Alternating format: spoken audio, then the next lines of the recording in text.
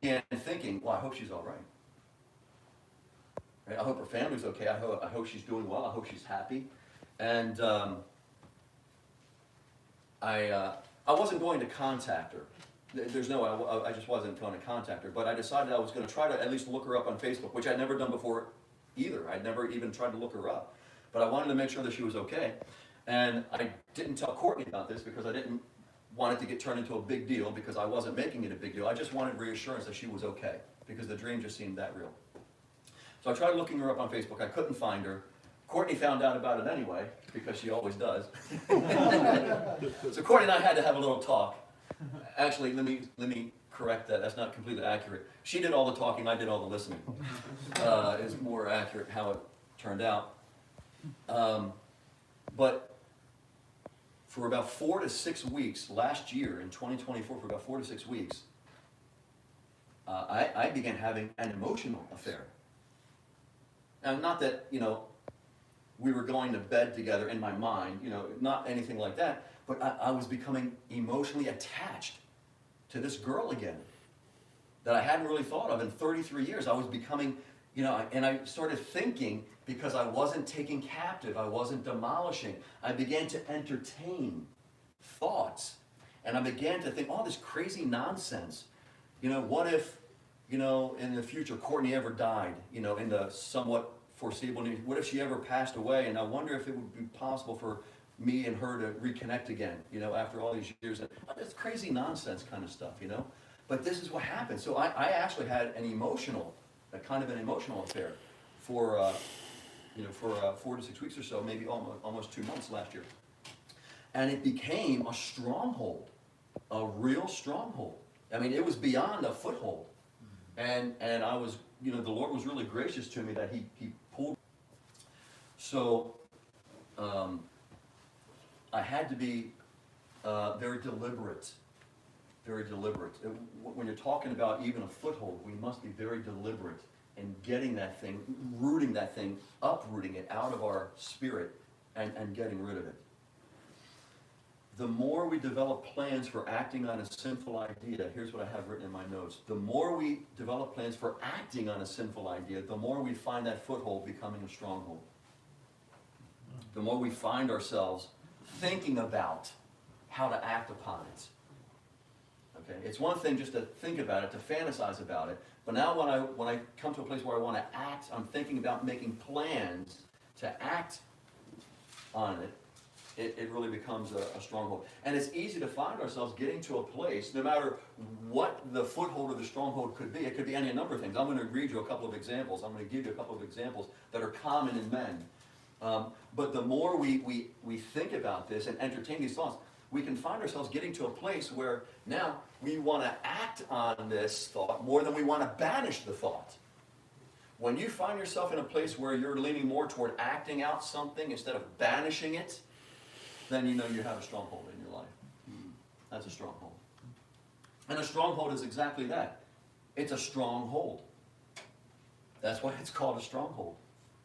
It's not something that's you easily get rid of. Listen to some of these.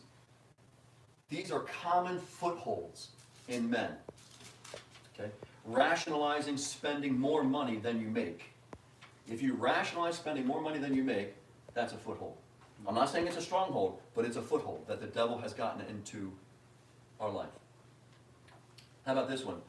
On your report to look good for the boss. That's a foothold. Harboring resentment against your wife because she rarely responds to your sexual advances.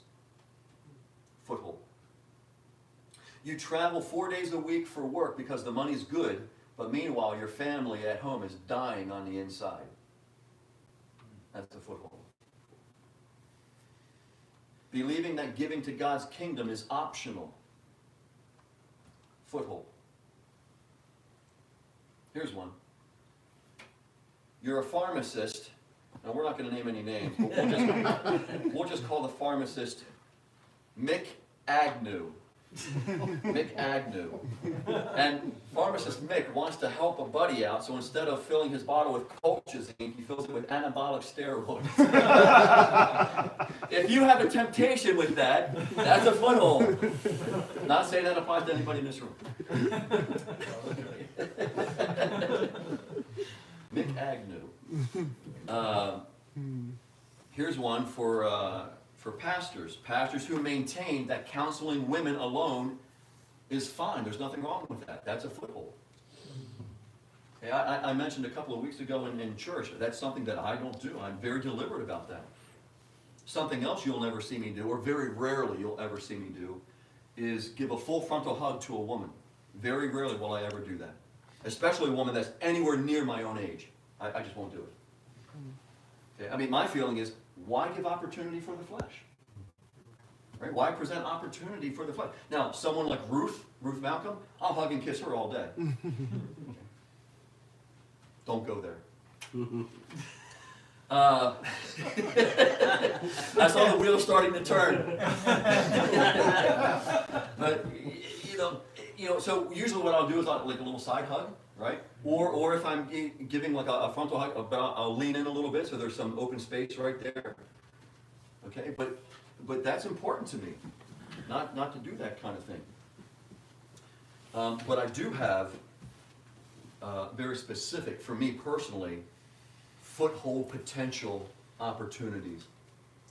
The single hardest lesson I've had to learn as a pastor, and I guess this is different for every pastor, but for me, the single biggest lesson I've had to learn is not to get upset, not to be bothered about things I can't control. In 17 years as a senior pastor, this has been my biggest single lesson, not to get upset. And I've gotten a lot better over the years. The Lord's helped me, He's been gracious. But especially the first 7, 8, maybe even 10 years, it was very difficult. And I'll give you 3 specific areas where this was difficult for me. We have a work day at the church, and 10% of the congregation shows up. That used to be really difficult for me to handle. And these people don't care about the condition of our building. They don't care about taking care of what God's entrusted to us. Or here's another one for me specifically: an altar call after a message where maybe 2 or 3 people respond, but I know in my heart at least 50 people in the congregation should be up there, but two respond. And I'm serious. That's hard for me.